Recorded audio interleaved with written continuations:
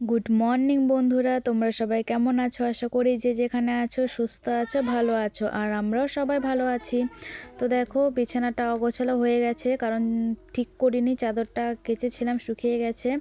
তো বিছানাটাকেও গুছিয়ে নিলাম, অনেক সকালে চাদরটা কেচে দিয়েছিলাম, ওই জন্য শুকিয়ে গেছে। তো ফিটফাট করে বিছানাটাকে গুছিয়ে নিলাম, যেহেতু ধুলো প্রায় রোজই আমাকে বিছানাটা মানে এখানে কাচতে হচ্ছে। তো এখানে দেখো আটা পিঠে হবে, ওই জন্য আটা মিল থেকে ভাঙিয়ে নিয়ে এসে রৌদ্রতে রেখে দিয়েছে, শুকোচ্ছে। আর এখানে দিদা রান্না করছিল, আজকে মাছ হবে, আরও কি হবে ঠিক জানি না, পরে তোমাদের সঙ্গে সেটাও দেখিয়ে শেয়ার করে দেব। তো দিদা এখানে রান্না করছে মাটির আখাতে, মাটির উনুনে, অনেকে আখাও বলে। তো কেমন টেস্ট হতে পারে তোমরা তো জানোই। আর ওদিকে মাম্মি বাটনা করছিল। তো ছেলেকে স্নান করালাম, আমিও স্নান করলাম, করে টুরে চলে এসেছি। এবার আজকে শ্যাম্পু করেছি, আর নেল পলিশও অনেক দিন হলো একই নেল পলিশ পরেছিলাম, তো ভাবলাম পরি, কালকে হাট থেকে যেটা এনেছিলাম ওটাই পরবো, আর এটা তো আগের হয়। তো চলো নেল পলিশটা পরে নিই। তো আমার নেল পালিশ পরা হয়ে গেছে, হাতে মনে হচ্ছে আমার তেমন মানায়নি। তো তোমরা কমেন্ট করে বলো যে কেমন লাগছে নেল পালিশটা পরে।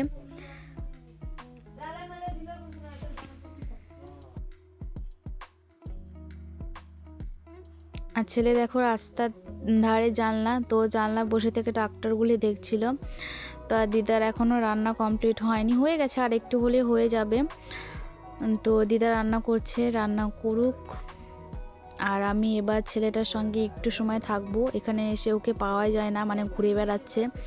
আর কালকে থেকে মানে আজকে পর্যন্ত প্রচণ্ড হাওয়া হচ্ছিল, দেখো তোমরা দেখলেই বুঝতে পারবে, প্রচণ্ড হাওয়া হচ্ছিল, হাওয়ার থামার কোনো মানে নাম নেই, কন্টিনিউ হয়েই যাচ্ছে, তো হয়েই যাচ্ছে, মানে রাত্রেবেলাতেও হচ্ছে। আর মামার বাড়ি একদম রাস্তার ধারে। এতক্ষণ আমি বসেছিলাম, ভিডিওটা শিডিউলে বসালাম। তো এখন 1টা বেজে গেছে, ছেলেটাকে বাড়ি নিয়ে যাব, নিয়ে গিয়ে ভাত খাওয়াবো। তো চলো বাড়ি এবার যাব। আর গ্রামের পরিবেশটা তোমাদের ঠিক কেমন লাগছে কমেন্ট করে বলতে ভুলো না কিন্তু। ছোটোবেলা থেকে তো গ্রামের মানুষ হয়েছে, এখন বিয়ে হয়ে গেছে। তো দেখো অনেক জামা কাপড়ও কেচে দিয়েছিলাম, হাওয়াতে সব পড়ে যাচ্ছিল। আর এখানে দিদারও রান্না সমস্ত কিছু কমপ্লিট হয়ে গেছে।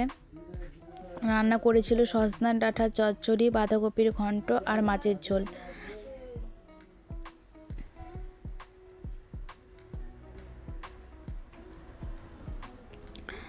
আমিও ভাত খাবো, ওই জন্য দিদাকে বললাম ভাতটা বেড়ে দিতে, ভাত বেড়ে দিয়েছে, তো ভাতটা খেয়ে নেব। তো চলো দিদা কি রান্না করেছে দেখিয়ে দিলাম, তোমরা কমেন্ট করে বলো ঠিক কেমন হতে পারে রান্নাগুলো। তো ভাত টাত খাওয়া দাওয়া হয়ে গেছে, তারপরে ছেলেকে মামার বাড়িতে ঘুম পাড়িয়ে রেখে আমি দিদা বাড়িতে গেছিলাম। তো আসার সময় কুল পেলাম, মানে আমাদের বাড়িতে কুলের গাছ আছে, তো 2টো কুল পেলাম, তো কুল 2টো খাবো। আর এই যে দেখো কুলের গাছ, এবার তেমন কুল ঠিক ধরেনি, তো 2টো পেয়েছি, 2টোই খাবো। আগে প্রচণ্ড কুল খেতাম, কিন্তু এখন না তেমনভাবে ঠিক হয় না, কারণ টক আর খেতে পারি না, দাঁত একটুতেই টক হয়ে যায়। তো 2টোই খাবো। তো এই বাড়ি থেকে ও বাড়ি যাচ্ছিলাম, আর দেখো আমার অবস্থা হয়ে আছে পাগলির মতন, আর হাওয়া হচ্ছিলো প্রচণ্ড, আমি ক্লিপ আনতে ভুলে গেছিলাম। তো দেখো এবার ভাই আর বোনরা সবাই মিলে মাঠে ব্যাডমিন্টন খেলা করছিল, এখন বিকেল হয়ে গেছিলো। তো বিকেলবেলা টাইমটা আমরা মাঠে সবাই থাকি, বাড়ির পাশে মাঠ, বুঝতে পারছো, মাঠে আসলে পরে সবাই একসঙ্গে মজা হয়। তো এই যে এটাও বোন হয়, সব মানে আমরা নিজেরাই সবাই এখানে আছি, মানে এতটা বড় আমাদের পরিবারটা। তো এখানে ওরা খেলা করছিল, আমার ছেলেও ছিল সঙ্গে, ও ছিল মামার কোলে তখন, পরে ও নেমে খেলা করছিল এই যে পুচকাটার সঙ্গে। তো ওরা খেলা করছে, খেলা করতে থাকো। বেটা কই, এদিকে তাকা, এদিকে তাকা।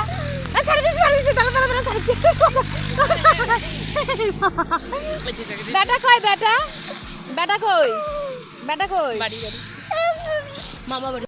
আর এই যে দেখো আমি বোনদের সঙ্গে কথা বলছিলাম, তো সবার সামনে ভিডিও করতেও না লজ্জা লাগছিল। ওরা জিজ্ঞাসা করছিল তোর কত মানে সাবস্ক্রাইবার হয়েছে, কতজন তোর ভিডিও দেখে। তো আমি বললাম তোরা দেখে নে, যা কি বলবো বলো। তো এখন সন্ধে হয়ে গেছিলো, বাড়িতে আসলাম, ছেলেটাকে খাওয়ালাম। খাওয়ানোর পর দিদা নারকেল দিয়ে মুড়ি মেখেছিল, নারকেল কোড়া দিয়ে। তো মুড়িটা খাবো। আর এই যে দেখো মামা ছেলেতে বসে থেকে খেলা করছিল। অনেক দিন পর মামাকে কাছে পেয়েছে, ও ছিল না, শিলিগুড়িতে গেছিলো পরীক্ষা দিতে, আমাদের বাড়িতেও গেছিলো।